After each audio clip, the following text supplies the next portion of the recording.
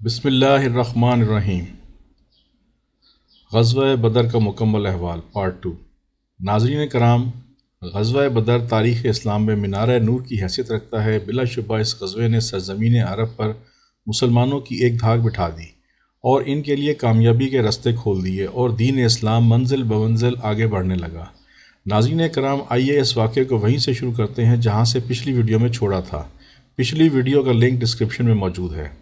ابو جہل کے سامنے تو عباس محض اپنے فطری تحمل کی وجہ سے خاموش رہے تھے، مگر اب عورتوں کے طعنے سن کر ان کا خون کھول اٹھا اور کہنے لگے، اس وقت تو میں واقعی کوئی جواب نہیں دے سکتا تھا، لیکن اب اگر ابو جہل نے اس طرح کی کوئی یاوہ گوئی کی تو میں اس کو ایسا مزہ چکھاؤں گا کہ آئندہ بکواس کرنے کے قابل ہی نہیں رہے گا۔ چنانچہ تیسرے روز عباس اس ارادے سے نکلے کہ ابو جہل کے سامنے جاؤں گا اور اگر اس نے کوئی بےہودگی کی تو اگلا پچھلا حساب بے باک کر دوں گا۔ مگر ابھی مسجد حرام کے قریب ہی پہنچے تھے کہ ابو جہل کو مسجد سے نکل کر ایک طرف دوڑتے ہوئے دیکھا۔ عباس سمجھے کہ شاید مجھ سے ڈر کر بھاگ کھڑا ہوا ہے، مگر یہ بات نہیں تھی۔ وہ تو زمزم غفاری کے نالہ و فریاد کو سن کر اس کی طرف دوڑا چلا جا رہا تھا۔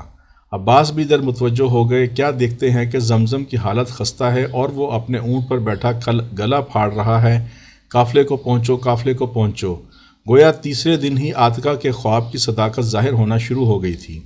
اس لیے جب اہل مکہ زمزم کے پاس کھڑے ہو کر شجاعت و حمیت کا مظاہرہ کر رہے تھے، اس وقت اندر سے ان کے دل لرزے ہوئے تھے اور کانوں میں عاتکہ کے بیان کردہ خواب کی الفاظ گونج رہے تھے۔ دھوکے بازو، 3 دن کے بعد اس طرف روانہ ہو جاؤ جہاں تم نے مر کر گرنا ہے۔ اہل مکہ ابھی ابن حضرمی کے قتل کو نہیں بھولے تھے کہ اوپر سے یہ افتاد آن پڑی۔ اس لیے خوف و ہراس کے باوجود قافلے کو بچانے اور ابن حضرمی کا انتقام لینے کے لیے ایک جمع غفیر تیار ہو گیا، جس میں مکہ کے تقریباً تمام معززین شامل تھے۔ ابو لہب البتہ اپنی جان بچا گیا اور اپنی جگہ آس ابن حشام کو بھیج دیا۔ اس بیچارے نے ابو لہب کا 4000 روپیہ دینا تھا، جس کی ادائیگی کی کوئی صورت نہیں بن رہی تھی۔ ابو لہب نے اس کو پیشکش کی، اگر تم میری جگہ اس جنگ میں شامل ہو جاؤ تو میں تمہیں معاف کر دوں گا۔ آس راضی ہو گیا اور یوں ابو لہب کی جان بچ گئی۔ امیہ ابن خلف بھی تیار نہیں تھا، کیونکہ کچھ عرصہ پہلے جب حضرت سعد عمرہ کرنے مکے آئے تھے اور سابقہ دوستی کی بنا پر امیہ کے مہمان ہو گئے تو ابو جہل نے حضرت سعد کو دیکھ کر سخت غصے کا اظہار کیا تھا اور نامناسب باتیں کہی تھیں۔ حضرت سعد کہاں خاموش رہنے والے تھے، انہوں نے بھی ترکی بترکی جواب دیا تھا اور ابو جہل کو چپ کرا دیا تھا۔ اس وقت امیہ بھی پاس موجود تھا، مگر اس نے اپنے مہمان دوست کی حمایت کرنے کے بجائے ابو جہل کی طرفداری کی اور حضرت سعد کو مشورہ دیا کہ ابو الحکم ابو جہل وادی بطحا کا سردار ہے، اس لیے تمہیں اس کے روبرو آواز نہیں بلند کرنا چاہیے۔ یہ سن کر حضرت سعد کو امیہ پر غصہ آ گیا اور کہا، امیہ تم تو بات ہی نہ کرو، کیونکہ میں نے رسول اللہ صلی اللہ علیہ وسلم سے سنا ہے کہ عنقریب تمہیں مسلمان قتل کر دیں گے۔ امیہ ڈر گیا اور پوچھنے لگا، کیا مسلمان مکہ میں آ کر مجھے مار ڈالیں گے؟ حضرت سعد نے کہا، اس بارے میں مجھے کچھ علم نہیں۔ بعد میں امیہ نے اپنی اور حضرت سعد کی بات چیت بیوی کو بتائی اور اس کے سامنے عہد کیا کہ آئندہ میں کبھی مکے سے باہر نہیں نکلوں گا تاکہ مسلمان مجھ پر ہاتھ نہ ڈال سکیں۔ مگر تدبیر کند بندہ تقدیر زند خندہ۔ جب ابو جہل کو پتہ چلا کہ امیہ نہیں جانا چاہتا تو وہ امیہ کے پاس گیا اور کہا، امیہ تم اس علاقے کے ایک معزز سردار ہو، اگر تم نہ گئے تو باقی لوگوں کے حوصلے بھی پست ہو جائیں گے اور وہ ہمارا ساتھ دینے پر آمادہ نہیں ہوں گے۔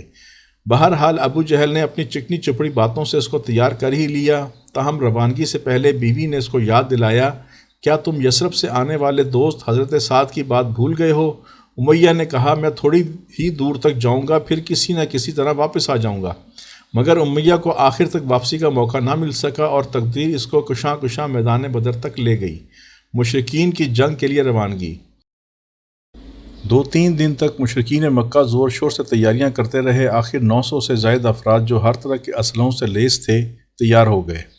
غذائی ضروریات پوری کرنے کے لیے بہت سارے اونٹ ساتھ لیے، دل بہلانے کی خاطر گانے بجانے والیوں کا انتظام کیا اور نہایت شان و شوکت اور تزک و احتشام سے روانہ ہوئے۔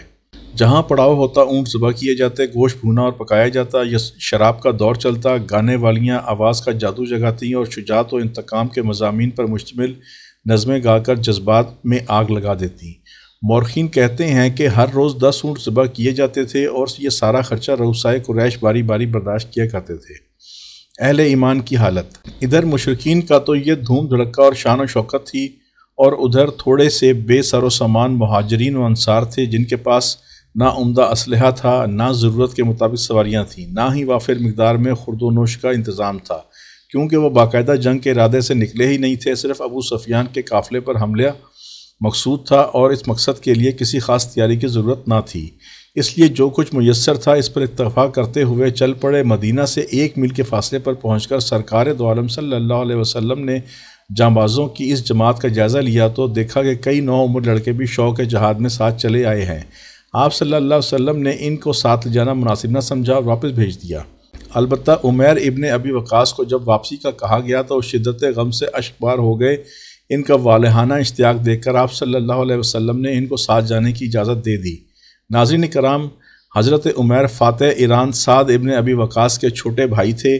جب ان کو غزوہ بدر میں شمولیت کی اجازت ملی تھی تو حضرت سعد نے اپنے ہاتھ سے ان کے گلے میں تلوار حمائل کی تھی۔ جہاد اور شہادت کے لیے بیتاب یہ کمسن مجاہد اسی غزوے میں شہادت سے ہمکنار ہو گیا۔ اپنی غیر موجودگی میں معاملات مدینہ کی دیکھ بھال کے لیے آپ صلی اللہ علیہ وسلم نے حضرت ابو لبابہ کو مدینہ کا نگران مقرر کیا۔ کچھ اور صحابہ کو مختلف ذمہ داریاں تفویض کیں اور اللہ کا نام لے کر آگے بڑھنے لگے۔ مسلمانوں کے پاس چونکہ سواریوں کی کمی تھی اس لیے ایک اونٹ پر باری باری 3 افراد سواری کرتے تھے۔ سرکار دو عالم صلی اللہ علیہ وسلم نے اپنے آپ کو بھی اس سے مستثنیٰ نہ رکھا اور حضرت علی اور حضرت زید کی باری آپ نے اپنے ساتھ مقرر کر دی۔ چنانچہ ایک حد تک آپ نے خود سواری کی، پھر حضرت علی حضرت زید سے فرمایا یکے بعد دیگرے تمہاری باری ہے۔ دونوں نے عرض کی نہیں یا رسول اللہ صلی اللہ علیہ وسلم، آپ سوار رہیے، ہم آپ کے ساتھ پیادہ چلتے رہیں گے۔ مگر آپ نے یہ امتیاز گوارا نہ کیا اور فرمایا نہ تم مجھ سے زیادہ پیدل چلنے کی قوت رکھتے ہو، نہ میں ثواب سے مستغنی ہو سکتا ہوں، یعنی جب میں بھی تمہاری طرح پیدل چل سکتا ہوں تو پیادہ چلنے کا ثواب کیوں نہ حاصل کروں، جبکہ ثواب کی مجھے بھی اسی طرح ضرورت ہے جس طرح تمہیں ہے۔ سبحان اللہ، مساوات کے داعی اعظم نے عملی طور پر مساوات کا کیسا شاندار مظاہرہ فرمایا۔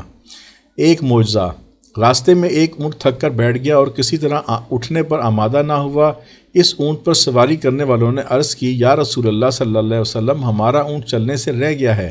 سرکار دو عالم صلی اللہ علیہ وسلم نے تھوڑا سا پانی منگوایا اور وہ پانی کلی کر کے پانی والے برتن میں ڈال دیا۔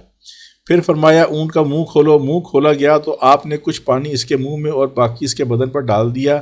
اس آب حیات نے ایسا اثر دکھایا کہ اونٹ کی ساری تھکاوٹ یکلخت دور ہو گئی اور وہ اٹھ کر نہایت تیز رفتاری سے چلنے لگا۔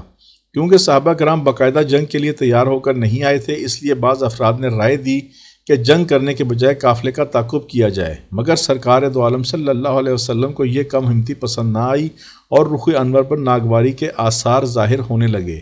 ناظرین کرام، غزوہ بدر کے واقعے کے سلسلے کی تیسری ویڈیو بہت جلد آپ کی خدمت میں پیش کر دی جائے گی۔